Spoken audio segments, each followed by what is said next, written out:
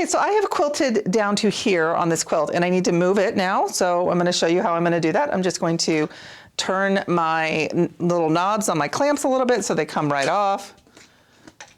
And then I'm going to take my,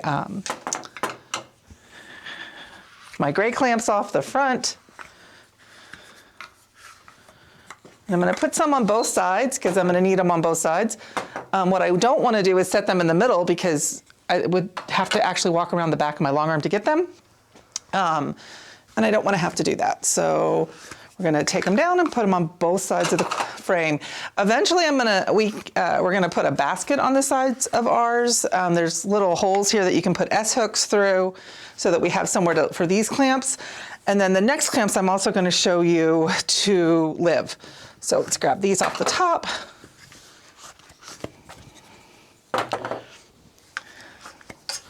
Okay, so we are free now. So the next thing I need to do is this whole thing needs to go up and over. So I'm going to pull it back underneath the foot again. I'm going to get the whole thing up and over.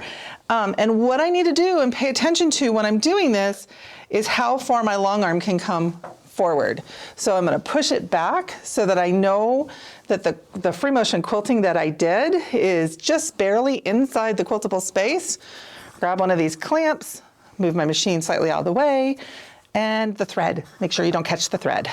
Done that more than once, and then push straight down. So now it's loaded to the middle, and I can come over to this side. You're just gonna kind of leave it floppy on the back of your quilt, or on the back of your frame for now. I'm gonna fix that in a minute. So I'm just gonna put these on again, and the one on the very edge. And then I'm gonna come over to do the same thing on this side, which is gonna be harder for you to see because I'm gonna be in your way. Okay, and I have straight line here, so as I've been quilting, or as I've been putting this on there, it's hard to see, but I've been using my thumb to measure the distance so that I can try to get this loaded as straight as I can on my frame. And that's something that all of us, as we're using our Ellies, are going to start, finding tricks that help us keep things straight. This is new to all of us, so I think that, nope, there's more than one back there. And you can see what I mean about keeping them up where you can see them, right? And I'm gonna do the same thing and go in from the front.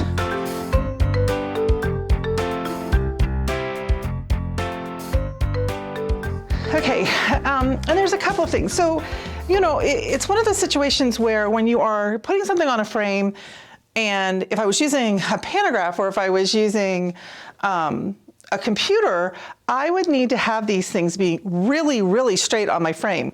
When you're free motion quilting and the whole sandwich is already attached to itself, it's square.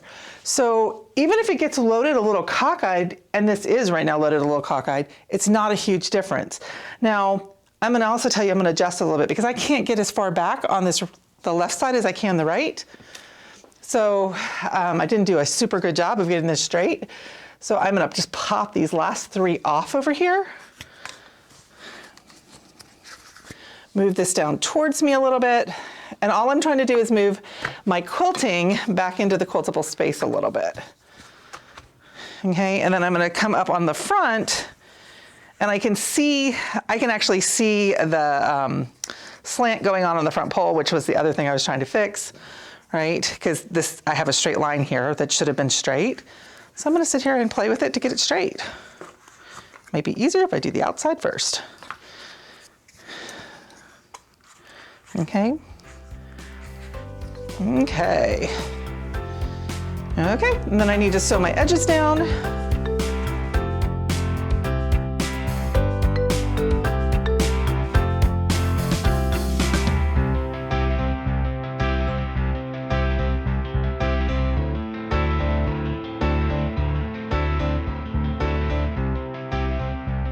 And one of the things I can see myself doing on this is I am over tightening stuff.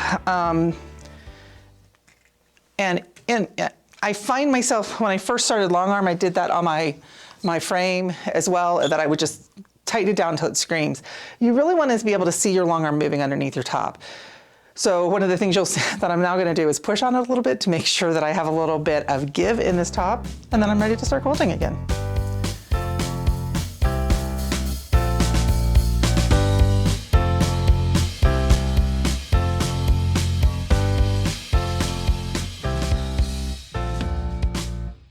So I did forget something before we started up.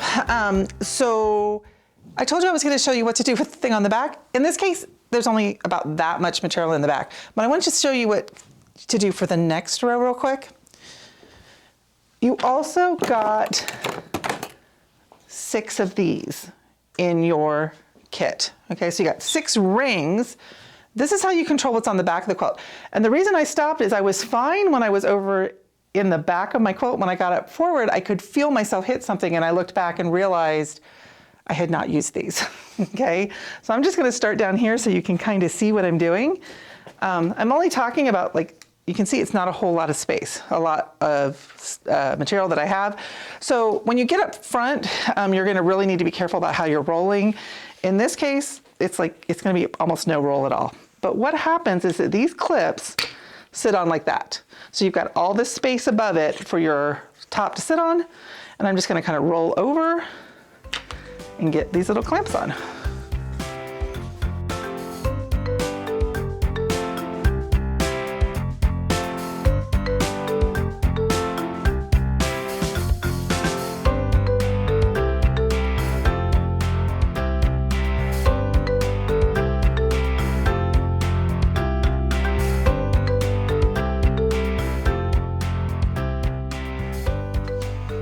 Okay, so they have to be up on the plastic.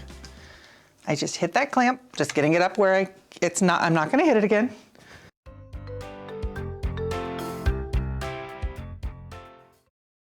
Okay, so that is the second pass done. I'm gonna have at least one more pass on this quilt. So let me show you what I actually did back here, because I did a bad thing. So, and I know I did. So we're just going to fess up to what we did. And because this is learning for all of us, right? So might as well show you what I did. I stitched, pretty sure stitched, the backing at the top underneath my quilt. So I'm not gonna worry about it. I can fix it. Just need to get it off as much as I can and see what I can do about it.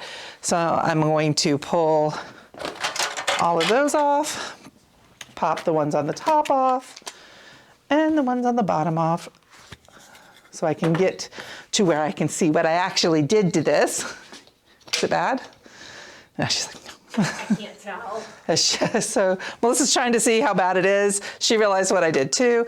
Could also be that that was not on the plastic all the way. Could have been part of the problem. But I am pretty confident that I stitched it on.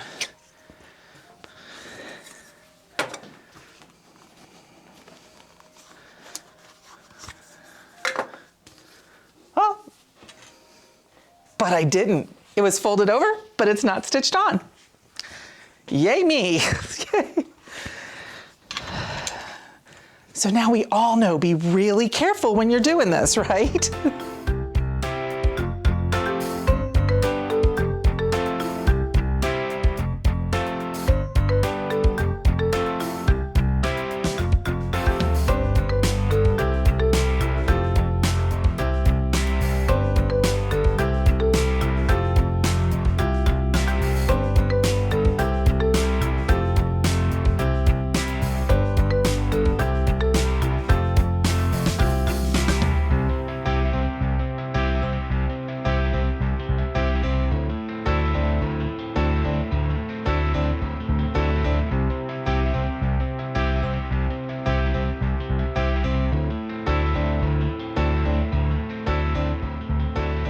There we go. Looks pretty good.